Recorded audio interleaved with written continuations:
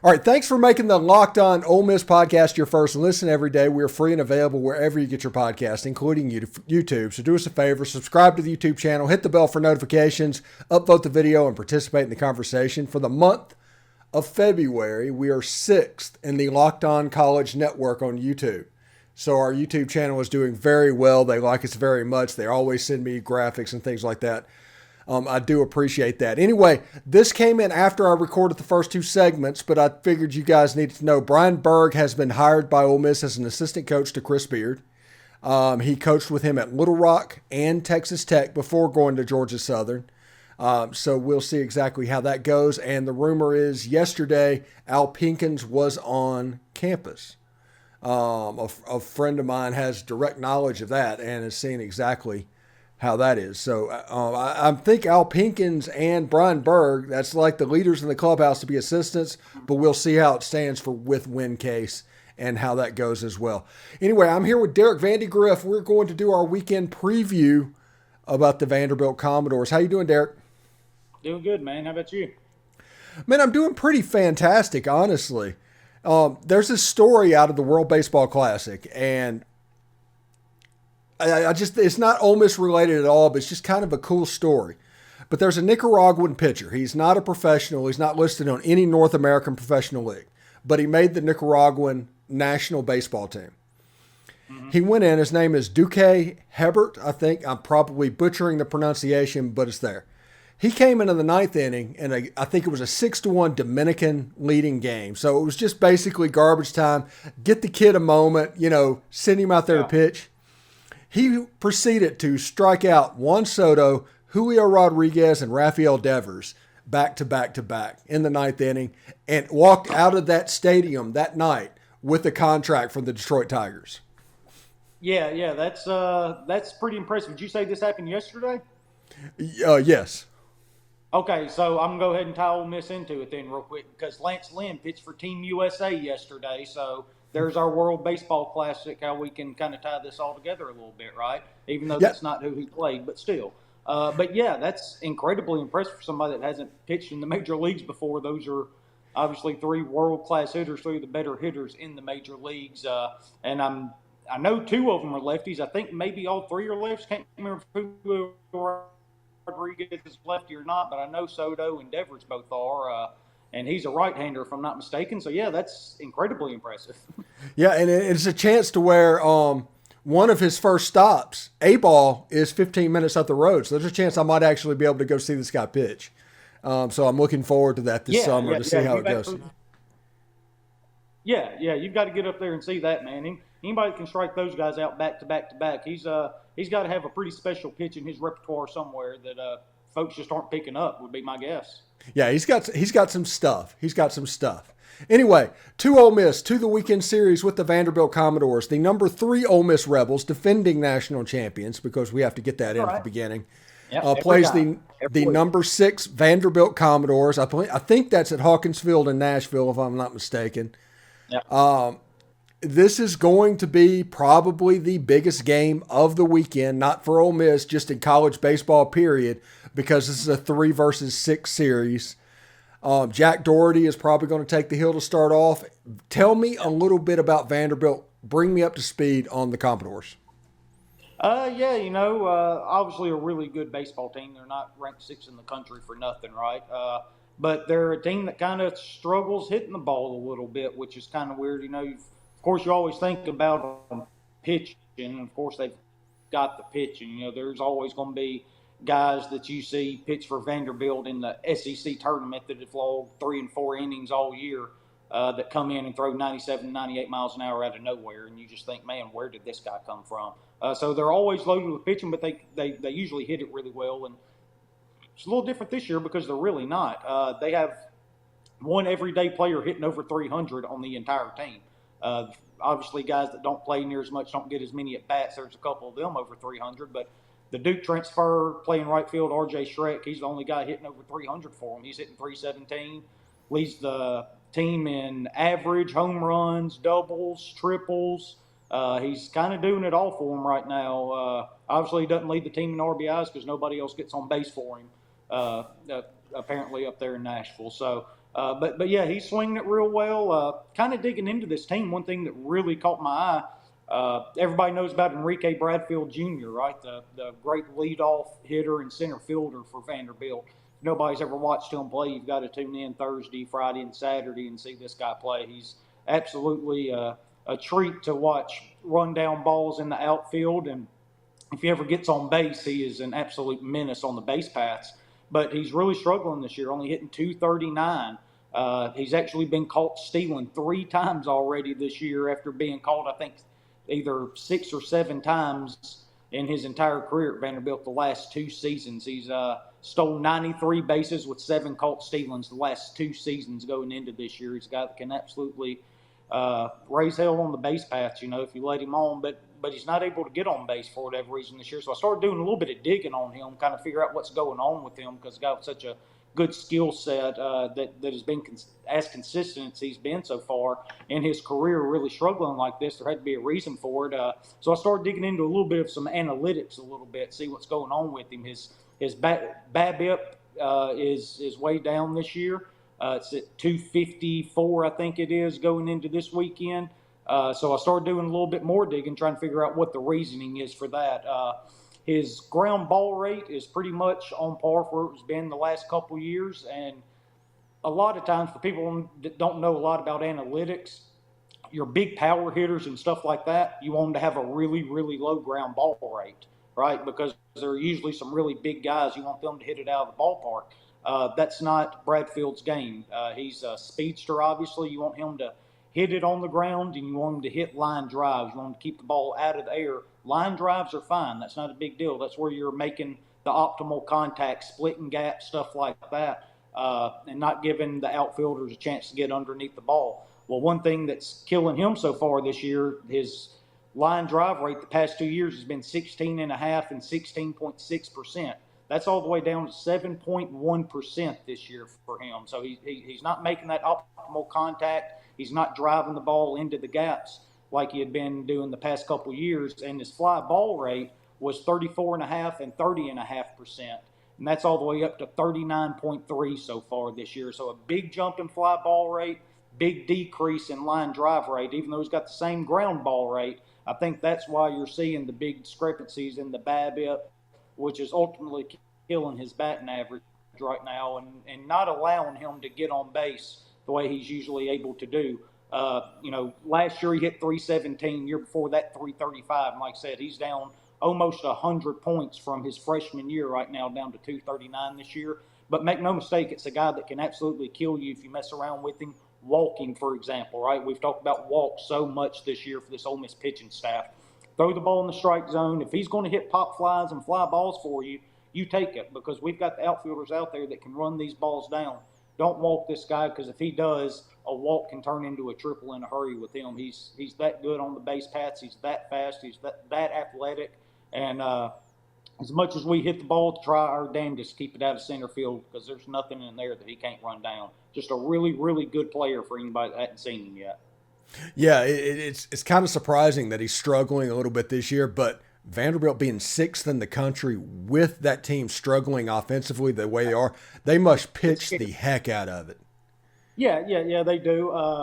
Kind of a little nightmare flashback for Ole Miss fans right now. If you remember the name Carter Holton, right? The guy that started that Tuesday in Hoover when Ole Miss thought we had to have that win against Vanderbilt opening the SEC tournament to get in to a regional last year, right? And, he was that freshman lefty, not the one that had only pitched a few innings all year. He did pitch a good bit, started a lot of midweek and a lot in the Saturday, Sunday roll for him. They just kind of used him where they needed him at. And he's a guy with a really, really live fastball. And he come in, he shut Ole Miss down last year.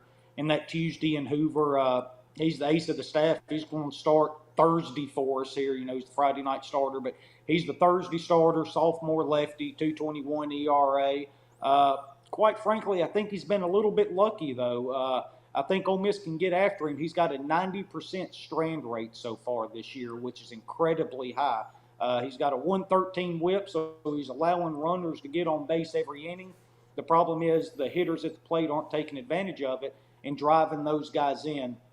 you don't see a strand rate as high as 90% like he's done so far this year. That's eventually going to come up. It's going to bite you, and hopefully it bites him this Thursday night when the Rebels come into town, because he's going to face an offense that's absolutely relentless. Isn't going to chase pitches. That's one thing we've been so good at. When you go back and look what we've done so far this year, we don't go outside the zone or outside our comfort zone.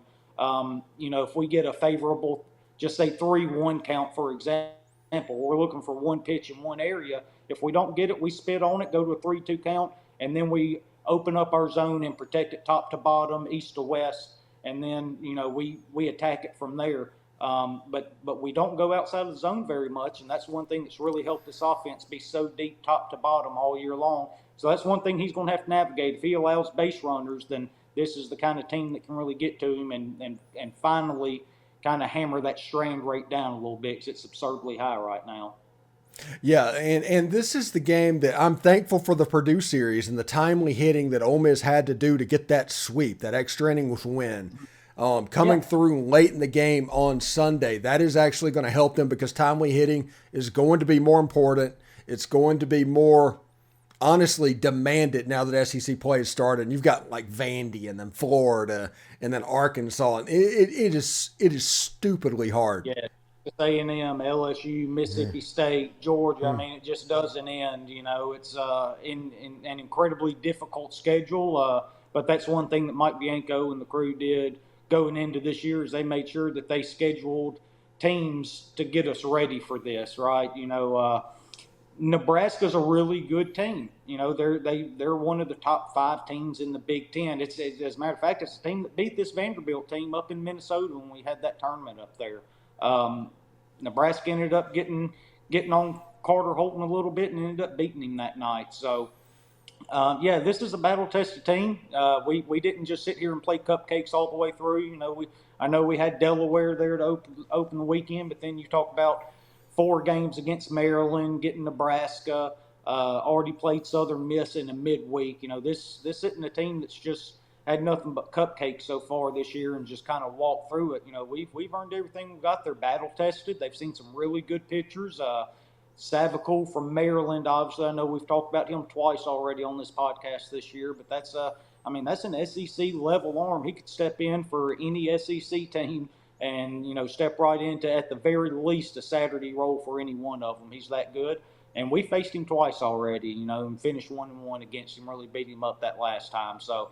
Yeah, it's a schedule that I think was put together really well to kind of lead up to what we're going to face in this early SEC slate, because these next 6 weeks are just absolute bears for us. Yeah, and to change the subject just a little bit, and going back to that Purdue series, what is the highest exit velocity you have seen? 118 has to be up there, right? Man, I'd have to go back and look. I'm pretty sure Kemp topped 120 last year. There was one ball he hit over the left field playground, and everything else went out into the parking lot that I feel went like 121, 122, something like that. It was absolutely insane, which that guy, everything he touches, he could swing without a bat and just hit it with the palm of his hand, and it's going to go 105, I think. Well, the funny thing is with Kemp is it's not like a cricket paddle he's hitting with. He's not hitting with a flare. So he is squaring up a round bat with a round ball, which that's unbelievably impressive. And these are Division I arms coming in, and he's hitting the ball that hard. It's unbelievable, honestly. Yeah, and it's also really, really impressive the way they do it too. I'll jump over to Calvin Harris for a second too. But you go back to the walk-off Kemp hit. Obviously, it was opposite field. But how many hits do you see Calvin Harris go to the opposite field too? Right, they're able to stay on any pitch as long as they need to and react and still barrel it up. That's what's so impressive. If you sit there and sell out and try to guess for a fastball in or third, or a change up low and away, something like that, and you end up getting it, then you just guess right, then you can barrel it up. But you can tell they're up there identifying a pitch coming out of a hand, identifying a location, and still getting a barrel on it the way they are. It's incredibly impressive. And we do it top to bottom. Groff does it a lot. He's been incredible for us. Calvin Harris, TJ McCants has really come into his own. That kid is absolutely crushing the ball.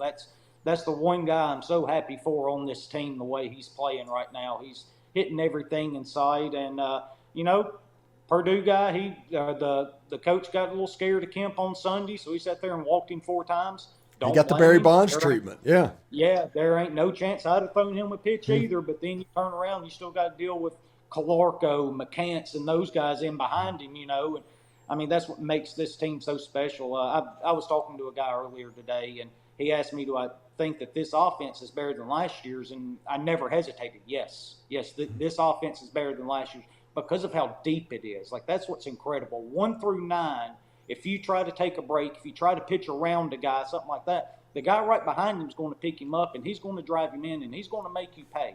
And we truly have that 1 through 9 right now. I mean, look at Leger, batting in the 9-hole for us the day he had Sunday, right? He kind of struggled a little bit with the bats, been really good with the glove. That was kind of my worry coming into the year.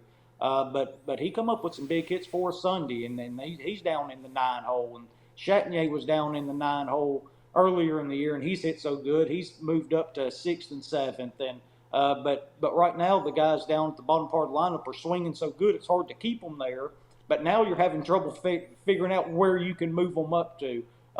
It's a lot of fun to watch. These guys, they're just absolutely relentless 1 through 9, and I'm not sure I've seen an offense this deep, and that's what makes them so fun. The pitching for Ole Miss right now, we've got Jordan Vera pitching against Jacksonville State, so that tells you there's a bigger role coming for JT Quinn, right? You saw him come in big moments this past weekend against Purdue, and kind of started thinking in the back of my head, this is probably something you're going to see a little bit more just because of the lack of arms without Elliott and Maddox right now. Once I saw that Vera was starting on Tuesday night, that was the first thing I thought of. I was like, all right, well, Quinn's about to get that expanded role into the weekend now. And quite frankly, it's an arm we really need. I'm happy to see it, and hopefully Vera can hold down the midweeks from here on out, and JT can take on a bigger role out of the bullpen. Yeah, that's a nice promotion for JT going in there. And I imagine they have an idea with a certain pitcher they want to pair him with as the long reliever that for 2 or 3 innings. So it'll be interesting to see exactly how that goes. My guess is Rivas. I'm not sure about that. I think he would pair pretty well with Rivas. I'm thinking maybe Saunier, just because you're not getting a lot of length out of him right now. Like Doherty, you're at least getting that 5 innings. Then Rivas showed you this past Sunday he could give you 6. So you're not having to bridge as much to get to Mason Nichols one way or another. Saunier's been so shaky with those really bad 1 or 2 innings per start, really running up that pitch count. It'd be nice to get JT in there to be able to spell him if we're able to. All right. Thank you for making the Locked On Ole Miss podcast your first listen every day. Make sure you check out our brand new podcast, Locked On College Baseball. Everything you need to know about college basketball in one place. I said college baseball. I meant basketball. Plus, you get to hear from big-name experts, insiders, coaches, and players. Locked On College Basketball, available on YouTube and wherever you get your podcast. Derek, thank you very much for stopping by today. Everybody that's watching the show, join our Subtext community. It's online. The link is in the description. We're trying to figure out exactly how we want to do it, but it's a way for you to get your time back and still follow Ole Miss sports at the fullest. But for Derek, I'm Steve, man. Thank you very much for tuning in. We'll see you next time. Hotty toddy. All right. Hotty toddy.